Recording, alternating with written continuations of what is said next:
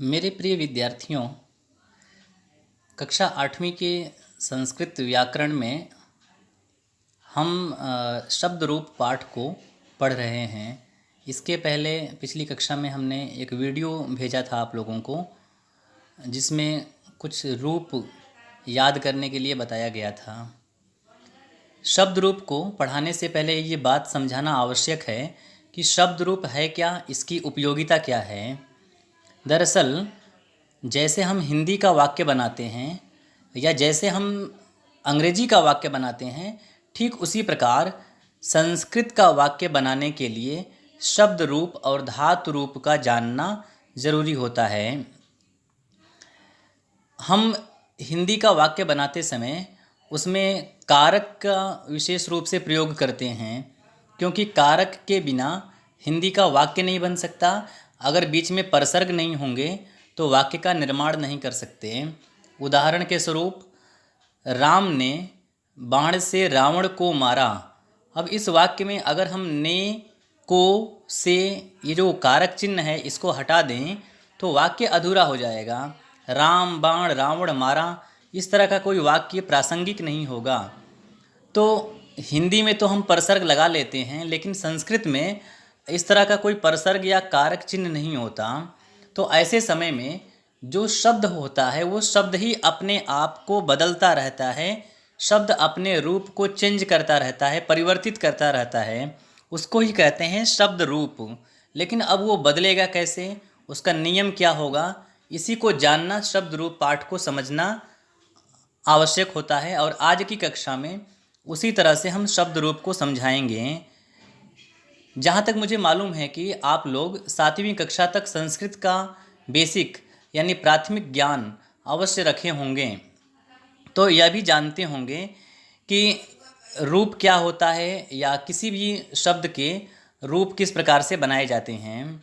जैसे बालकः बालकौ बालकाः, बालकम बालकौ बालकान्, तो याद तो कर लेते हैं कि अलग अलग शब्द के रूप, लेकिन यही क्यों होता है और इसका प्रयोग कैसे होता है उसे ही हम समझते हैं।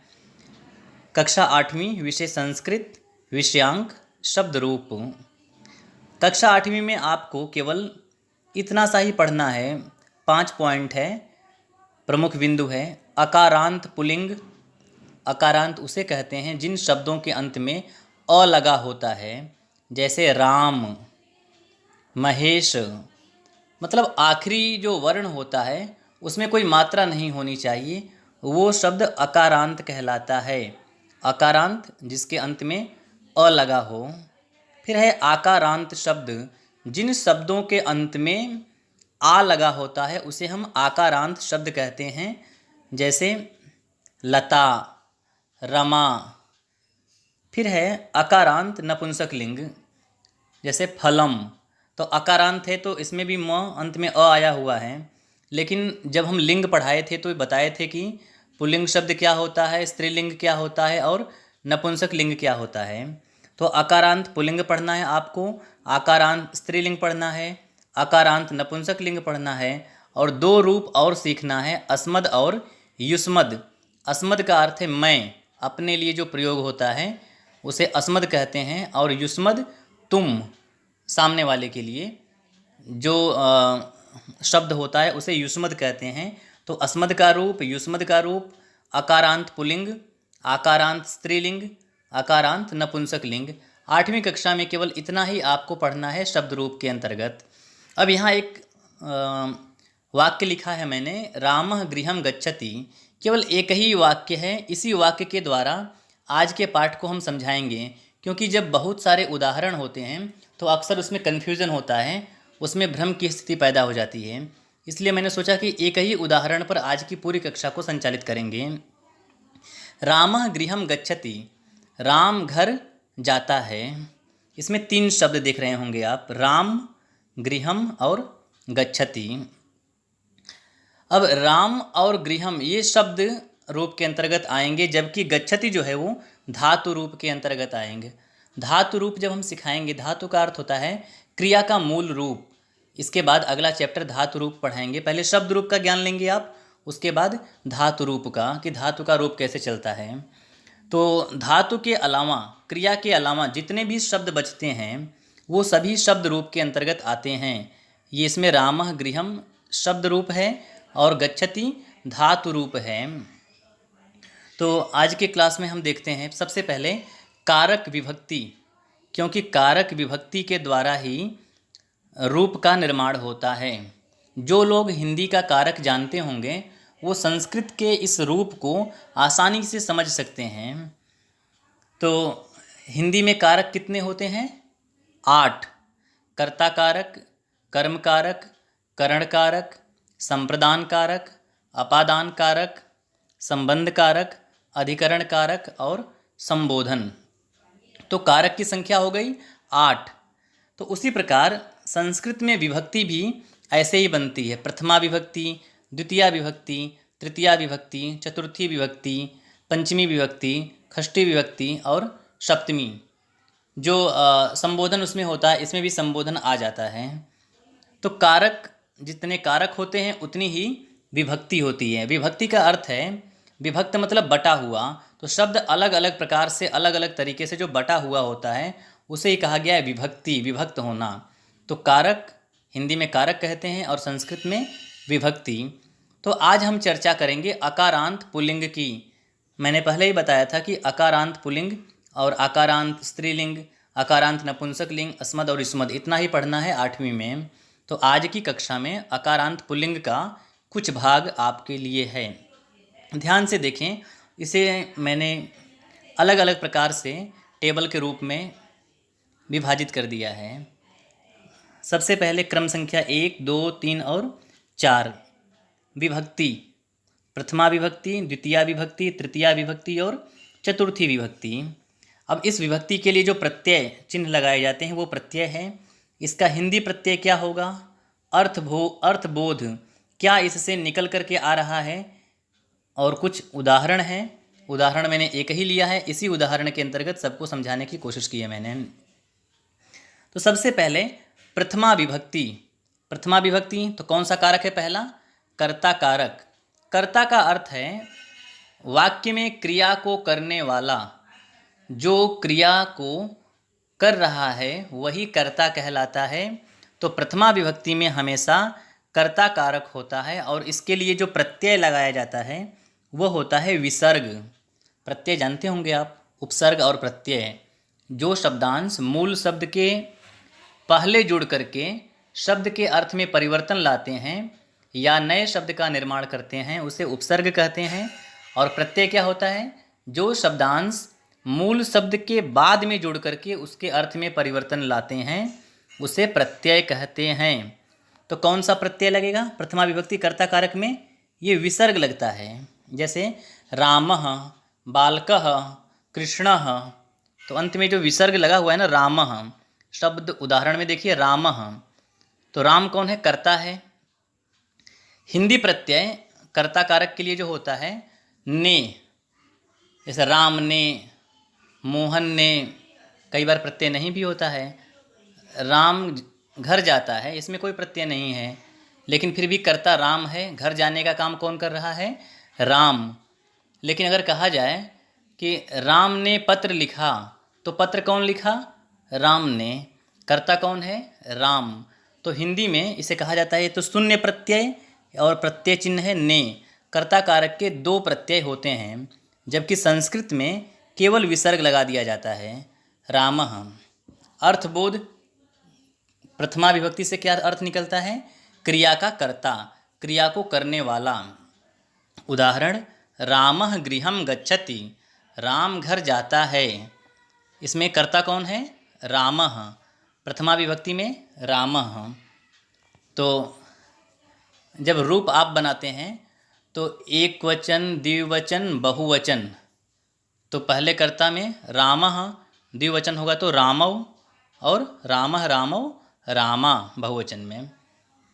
फिर आते हैं द्वितीया विभक्ति। द्वितीया विभक्ति जिसे हम हिंदी में कर्म कारक की संज्ञा देते हैं, कर्म कारक कहते हैं। इसका उच्चारण अम, लेकिन अम लिखते नहीं हैं, अम।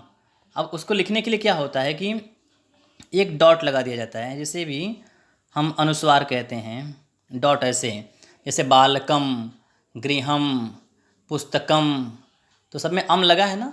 जो अम कहते हैं, आप देखे होंगे संस्कृत की पुस्तक में जहाँ लिखा हुआ होता है ऊपर एक डॉट लिखा होता है और उसे हम अंत में अम पढ़ते हैं, पुस्तकम, गृहम।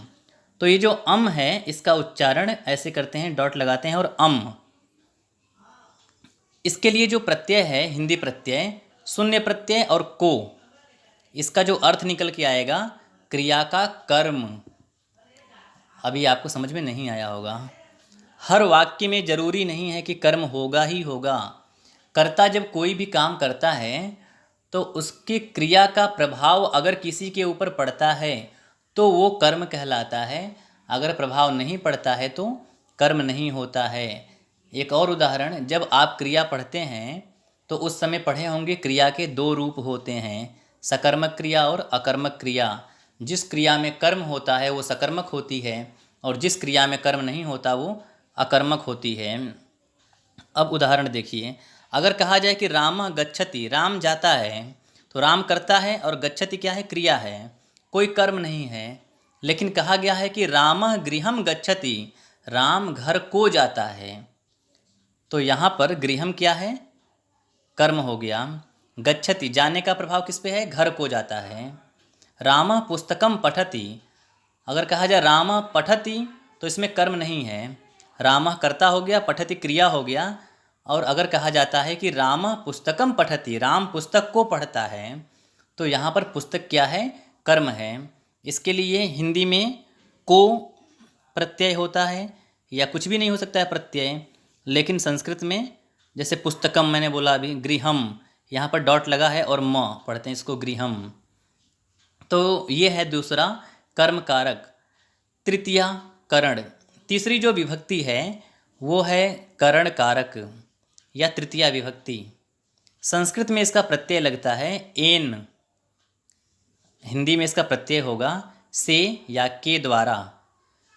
अर्थबोध क्या होगा, क्रिया के करने का माध्यम या साधन, जिसके द्वारा कर्ता क्रिया को कर रहा है वो साधन क्या है।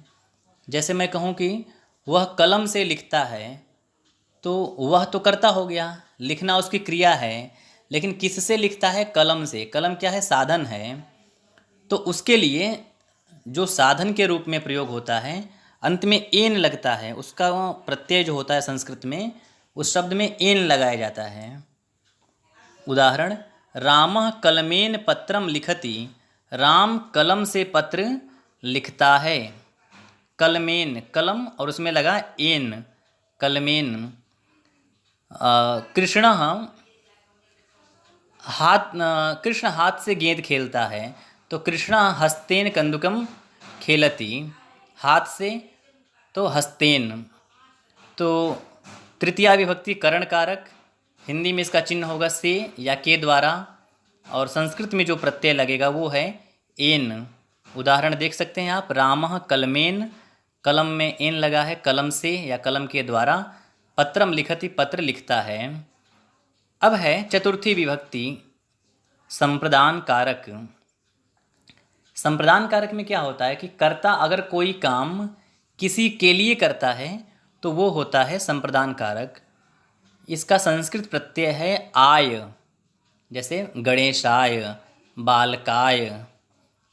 तो मतलब कोई काम अगर किसी के लिए होता है तो वहाँ पर मूल शब्द में चतुर्थी विभक्ति में आय लगा दिया जाता है। ये इसका संस्कृत प्रत्यय है। हिंदी प्रत्यय होगा के लिए या को। अर्थबोध क्या हो सकता है, क्रिया किसके लिए हो रही है।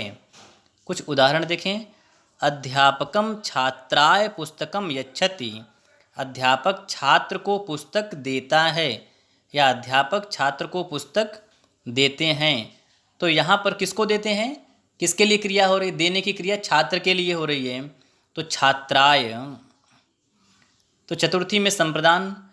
इसके बाद जो और बच रहे हैं अगले वीडियो में पूरे विस्तार से उसे स्पष्ट करेंगे और एक दो रूप भी आपको बताएंगे, ताकि अकारांत पुल्लिंग आपको ठीक तरीके से याद हो जाए, स्पष्ट हो जाए। अगर किसी भी प्रकार की समस्या हो तो उसके समाधान के लिए आप मैसेज टाइप कर सकते हैं या फ़ोन कर सकते हैं। आप इतना पढ़ें, इसका अध्ययन करें और इसके साथ में कुछ रूप भी देखें, पुस्तक में भी दिया हुआ है। और उस पे भी अभ्यास कार्य करने की कोशिश करें। बहुत बहुत धन्यवाद।